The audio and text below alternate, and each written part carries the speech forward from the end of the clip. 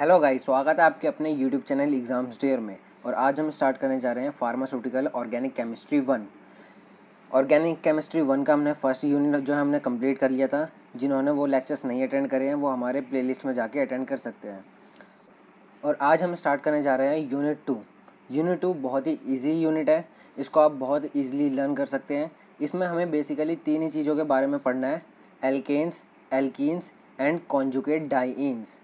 इसमें हमें जिन भी कंपाउंड्स पर स्टायरिक मार्क्स है तो उसकी जो है हमें मेथड ऑफ प्रिपरेशन करनी है, केमिकल रिएक्शंस करनी है और फिजिकल प्रॉपर्टीज़ करनी है। ये लेक्चर बहुत ही इंटरेस्टिंग होने वाला है और इस लेक्चर में हम कवर करेंगे introduction of alkanes, hybridisation in alkanes, sources of alkanes, method of preparation of alkanes and physical properties of alkanes. तो ये सब जो है हम इसी लेक्चर्स में कंप्लीट करेंगे और ये लेक्चर थोड़ा लंबा हो सकता है, तो इसको एंड तक ज़रूर देखें। तो चलिए आइए स्टार्ट करते हैं।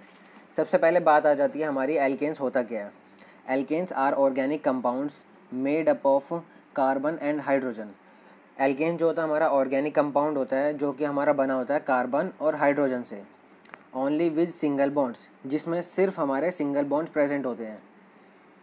They have general formula CnH2n+2। मतलब इसका जो जनरल फार्मूला है वो हमारा है CnH2n+2। ये जो हमारा जनरल फार्मूला है हमारा एल्केन्स का। Alkane contain strong carbon carbon and carbon hydrogen covalent bond. इसमें जो होता है हमारा स्ट्रॉन्ग बॉन्ड्स होता है कार्बन कार्बन के बीच में और कार्बन हाइड्रोजन के बीच में। This class of hydrocarbons are relatively chemically inert. ये जो होती है हमारी, ये जो कैटेगरी होती है हमारी हाइड्रोकार्बन्स की, वो हमारी जो है केमिकली इनर्ट होती है, मतलब जल्दी हमारी जो है अदर रिएक्शंस में नहीं जाती। नेक्स्ट आ जाता है हमारा स्ट्रक्चर ऑफ एल्केन्स, या फिर हम कह सकते हैं हाइब्रिडाइजेशन ऑफ एल्केन्स। हाइब्रिडाइजेशन में हमारा क्या आता है, in methane carbon form single bond with 4 hydrogen atoms. Carbon जो है हमारा 4 हाइड्रोजन एटम्स के साथ सिंगल बॉन्ड के फॉर्मेशन करता है। The carbon atom is attach to the 4 other atom.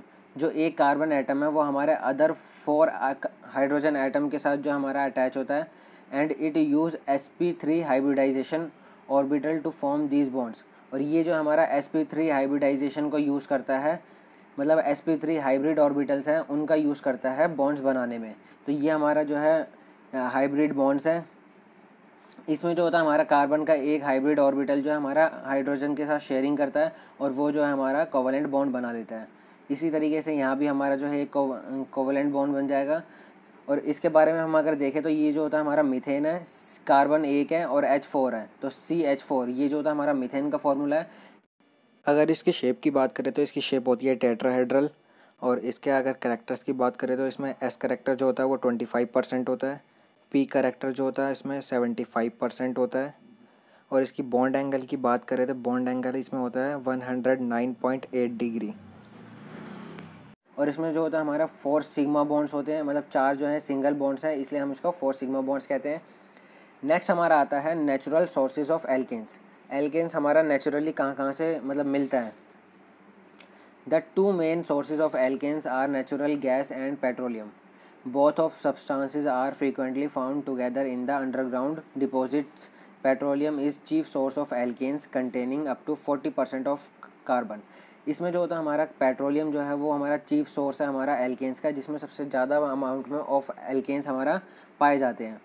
Basically हमारा नेचुरल गैसेस और पेट्रोलियम है जहाँ से हमारा एल्केन्स ऑब्टेन होता है। नेक्स्ट हमारा आ जाता है method of preparation of alkanes. वो कौन कौन से मेथड्स हैं जिनकी हेल्प से हम जो है लैबोरेटरी में हम एल्केन्स की फॉर्मेशन कर सकते हैं। फर्स्ट हमारा आ जाता है हाइड्रोजिनेशन ऑफ एल्कीन्स और एल्काइंस। मतलब एल्कीन्स और एल्काइंस की हाइड्रोजिनेशन करके हम जो है एल्केन्स को बना सकते हैं। इसमें क्या होता है हमारा एल्कीन्स जो है वो हमारा हाइड्रोजन के साथ रिएक्ट करती है इन प्रेजेंस ऑफ कैटलिस्ट निकल, और हमारा जो है एल्केन्स की फॉर्मेशन करती है। इसी तरीके से हमारा जो है एल्काइंस जो है वो भी हमारे हाइड्रोजन के साथ रिएक्ट करते हैं इन प्रेजेंस ऑफ निकल, और वो भी हमारा जो है एल्केन्स की फॉर्मेशन करते हैं। ये सारे हाइड्रोजिनेशन ऑफ एल्केन्स और एल्काइंस जो होती है वो हमारे एट 200 to 300 डिग्री सेल्सियस पे होती है। नेक्स्ट हमारा आता है reduction of alkyl halide. Reduction of alkyl halide में क्या होता है हमारा जो एल्काइल हैलाइड ग्रुप है, मतलब एल्काइल हैलाइड क्या है हमारा एल्केन प्लस हाइलाइड ग्रुप उसमें अटैच होता है, एक हाइड्रोजन को रिप्लेस करके उसमें एक जो है हाइलाइड ग्रुप अटैच होता है। और हाइलाइड ग्रुप कौन सा होता है हमारा, जैसे क्लोरीन हो गया, फ्लोरीन हो गया, ब्रोमीन हो गया, ये जो होते हैं हमारे हाइलाइड ग्रुप होते हैं जिनको हम हेलोजेंस कहते हैं। इसमें क्या है हमारा, ये है हमारा एल्काइल हैलाइड, ये जो हमारा रिएक्शन देगा इन प्रेजेंस ऑफ हाइड्रोजन, मतलब ये जो है हमारा हाइड्रोजन के साथ रिएक्ट करेगा। और ये जो है हमारा CH3 प्लस Cl माइनस में ब्रेक होएगा, इनकी क्लीवेज होगी, एल्काइल हैलाइड की क्लीवेज होगी। और यहाँ जो हमारे दो हाइड्रोजन एटम्स प्रेजेंट है, एक हाइड्रोजन एटम जो है हमारा Cl के साथ बॉन्ड बना देगा, ये प्लस और नेगेटिव बना के बॉन्ड बनाएगा और ये बना देगा हमारा HCl। और हमारा जो एक हाइड्रोजन है वो हमारा बनाएगा CH3 के साथ बॉन्ड बना के, ये हमारा बना देगा CH4। तो यहाँ हमारा बन जाएगा एल्केन्स प्लस मिनरल एसिड्स। तो ये इसमें ये हमारा प्रोडक्ट आता है हमारा रिडक्शन ऑफ एल्काइल हैलाइड में। इसमें कुछ भी नहीं है, एल्काइल हैलाइड जो है वो हमारा हाइड्रोजन के साथ रिएक्ट होता है और बनाता है एल्केन्स। एल्केन्स के साथ ये जो है हमारा मिनरल एसिड की भी फॉर्मेशन करता है, जैसे कि हमारे इक्वेशन में दिखाया गया है। और ये रिएक्शन जो होती है हमारी इन प्रेजेंस ऑफ कैटलिस्ट, मतलब कैटलिस्ट की प्रेजेंस में होती है हमारी। कैटलिस्ट हमारा क्या है, निकल और प्लेटिनम। ये जो हमारा कैटलिस्ट है जो कि हमारा रिडक्शन की प्रोसेस को कैरी आउट कर रहा है। नेक्स्ट हमारा आता है third, decarboxylation of carboxylic acid. इसमें क्या होता है हमारा, डीकार्बोक्सिलेशन होता है, मतलब डीकार्बोक्सिलेशन का मतलब है हमारा जो CO2 है हमारा, रिमूवल ऑफ कार्बन डाइऑक्साइड जो है हमारे रिलीज हो जाएगी कार्बोक्सिलिक एसिड से। इसमें क्या है हमारा, सोडियम सॉल्ट ले रखा है हमने कार्बोक्सिलिक एसिड का, ये हमारा एग्जांपल, ये हमारा sodium salt of carboxylic acid, उसको हम रिएक्ट करा रहे हैं सोडियम हाइड्रोक्साइड के साथ इन प्रेजेंस ऑफ हीट के साथ। जब हम उसको रिएक्ट कराते हैं तो हमारा जो है एल्केन्स की फॉर्मेशन होती है और हमारा प्रोडक्ट में आता है, बाय प्रोडक्ट में हमारा आता है सोडियम कार्बोनेट, ये एज अ बाय प्रोडक्ट आता है। और यहाँ पर जो है हमारी कार्बन डाइऑक्साइड भी रिलीज़ होती है। तो ये सब हमारी रिएक्शन कैरी आउट होती है इन प्रेजेंस ऑफ हीट। इसमें कुछ भी नहीं है, सिंपली आप याद कर सकते हैं इसे। आप इसकी थ्योरी पार्ट नहीं देखिए, आप सिर्फ इसकी इक्वेशन याद करिए। इक्वेशन से आप इजीली थ्योरी पार्ट जो है आपका थ्योरी कंटेंट जो है वो आप बना के लिख सकते हैं। इसमें क्या है, when sodium salts of carboxylic acid reacts with sodium hydroxide in presence of heat, then it form alkanes and sodium carbonate and carbon dioxide. तो ये हमारा जो है इसकी थ्योरी लैंग्वेज हो गई, जिसको आप इजीली बना के लिख सकते हैं। नेक्स्ट हमारा आता है hydrolysis of Grignard reagent. Grignard reagent में क्या होता है हमारा, इस ग्रिग्नार्ड रिएजेंट की हाइड्रोलिसिस करा के भी जो हम एल्केन्स की फॉर्मेशन कर सकते हैं। ग्रिग्नार्ड रिएजेंट क्या होता है हमारे RMgX, इसको हम कहते हैं ग्रिग्नार्ड रिएजेंट। और X जो है हमारा यहाँ पर जो हमारा हैलाइड ग्रुप हो सकता है, हेलोजन हो सकता है। X में हमारा क्या क्या कर सकते हैं हम, जैसे हमारा क्लोरीन हो गया, फ्लोरीन हो गया, ब्रोमीन हो गया, आयोडीन हो गया, ये सब जो हमारे हेलोजेंस की कैटेगरी में है, जिसको हम एज अ X हम यूज़ कर सकते हैं। जैसा कि नीचे एग्जांपल दे रखा है, यहाँ हमारा R जो है हमारा CH3 है, Mg प्लस X की जगह हमने जो ले रखा है क्लोरीन है, इसका हम हाइड्रोलिसिस कराएंगे। हाइड्रोलिसिस में क्या होता है हमारा, रिएक्शन होती है कंपाउंड की इन प्रेजेंस ऑफ वाटर। जो हाइड्रोलिसिस होती है वो वाटर के साथ ही हमारी हो सकती है। इसमें क्या होता है हमारा, वाटर जो है हमारा ब्रेक होता है H प्लस में और OH नेगेटिव में, और H प्लस और OH नेगेटिव। और इसी तरीके से हमारा जो ग्रिग्नार्ड रिएजेंट है वो भी हमारा ब्रेक होगा, यहाँ से इसकी क्लीवेज होगी। और ये जो हमारा CH3 नेगेटिव में ब्रेक होगा और MgX पॉजिटिव में ब्रेक होगा। तो ये जो हमारा इसका जो हमारा H पॉजिटिव है वो हमारा CH3 नेगेटिव में जाके अटैच हो जाएगा, जो कि हमारा फॉर्मेशन कर देगा CH4 की। इसी तरीके से हमारा जो MgX माइनस था, मतलब MgCl जो हमारा पॉजिटिव है, वो जिसका ऊपर चार्ज जो है हमारा पॉजिटिव है, वो हमारा रिएक्ट करेगा OH नेगेटिव के साथ और ये हमारा बना देगा MgClOH। तो ये जो हमारा रिएक्शन हो रही है, ये पूरी रिएक्शन जो है इन प्रेजेंस ऑफ ड्राई ईथर होती है। तो ये होती है हमारी hydrolysis of Grignard reagent. Next हमारी आती है वुड्स रिएक्शन। वुड्स रिएक्शन देख लेते हैं। वुड्स रिएक्शन में क्या होता है हमारा, जो एल्काइल हैलाइड होते हैं, दो एल्काइल हैलाइड के मॉलिक्यूल जो है वो हमारे रिएक्ट करते हैं इन प्रेजेंस ऑफ सोडियम मेटल के साथ हमारा रिएक्शन होता है इन presence of dry ether.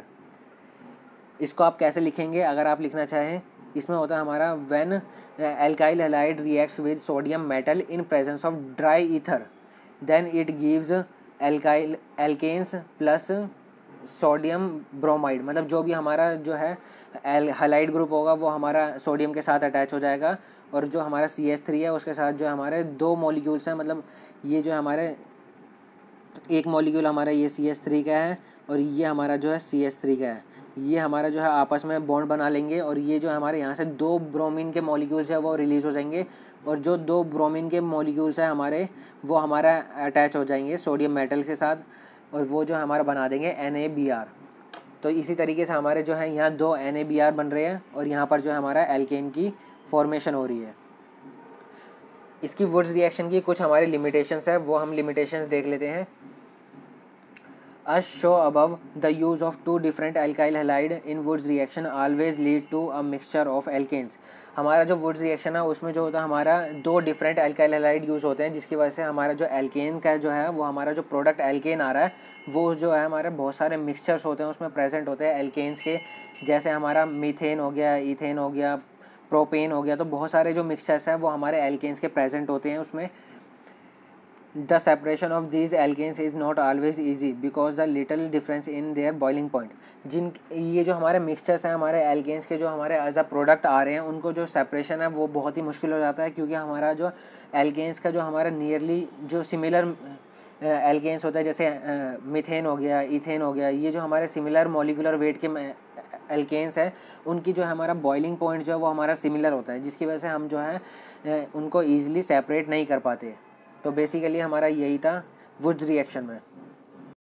Next हमारा आता है कोरे हाउस एल्केन सिंथेसिस। इसमें क्या होता है हमारा एल्काइल हैलाइड जो है सबसे पहले रिएक्ट करेगा हमारा लिथियम के साथ हमारा रिएक्ट करके हमारा जो है एल्काइल लिथियम बन जाता है, और फिर जो है वो हमारा रिएक्ट करता है कॉपर आयोडाइड के साथ।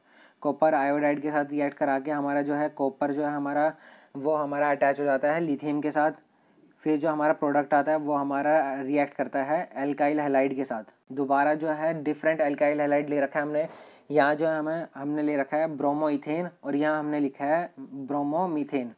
तो हमारा डिफरेंट एल्काइल हैलाइड के साथ जो है हमारा रिएक्ट करता है दोबारा, जिसके वजह से हमारा जो डिफरेंट एल्काइल हैलाइड है जो हमारा CH3 है वो हमारा अटैच हो जाएगा इथेन के साथ, और जो हमारा बन जाएगा प्रोपेन, और इनका जो प्रोडक्ट बन रहा है वो भी हमारा जो है एसिमेट्रिक है।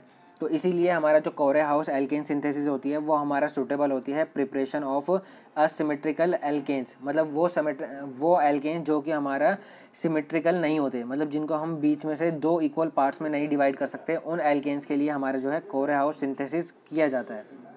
नेक्स्ट हमारी आती है कोल्ब सिंथेसिस। कोल्ब सिंथेसिस में क्या होता है हमारा when connected solution of sodium salt of carboxylic acid is electrolyzed on an alkane is formed।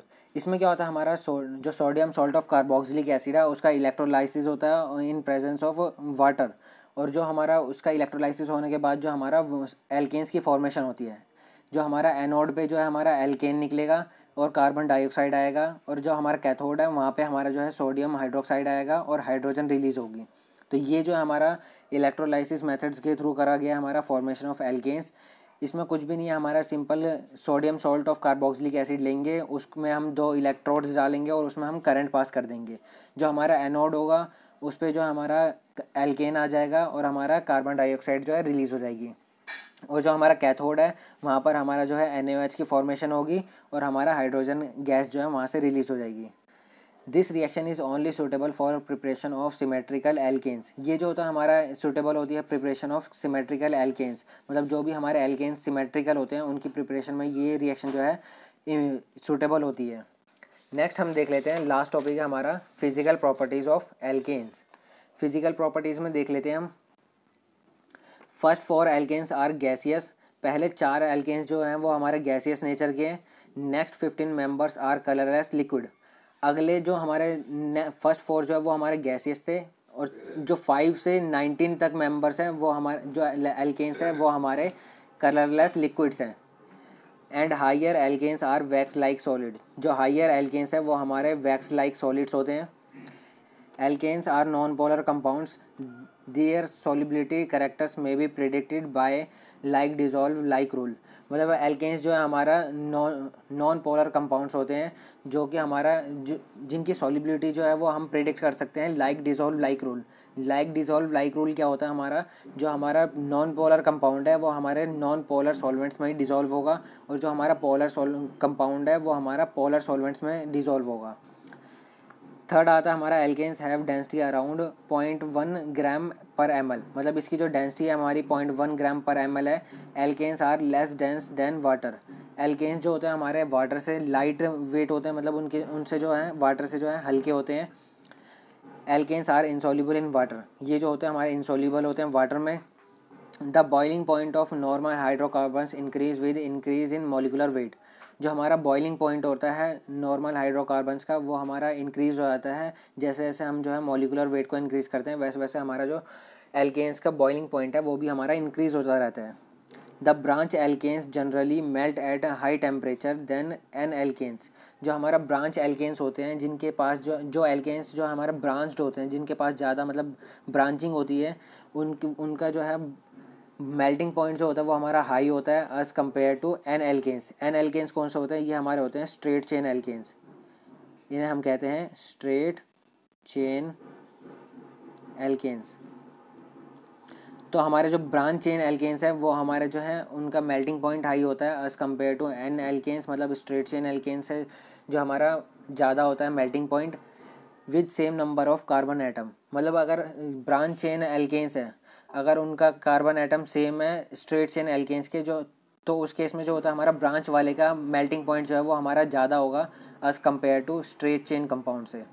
तो यही थे हमारा आज के टॉपिक और आज हमने कंप्लीट कर लिया अपने पांचों टॉपिक्स को. हमने इंट्रोडक्शन ऑफ एल्केन्स देख लिया है, हाइब्रिडाइजेशन इन एल्केन्स देख लिया है, सोर्सेज ऑफ एल्केन्स पढ़ लिया है, method of preparation of alkanes पढ़ लिया है और फिजिकल प्रॉपर्टीज़ ऑफ एल्केन्स भी कंप्लीट कर लिया है. तो इसी के साथ हमारा आज का टॉपिक हो जाता है कंप्लीट. चलिए गाइस मिलते हैं नेक्स्ट लेक्चर्स में.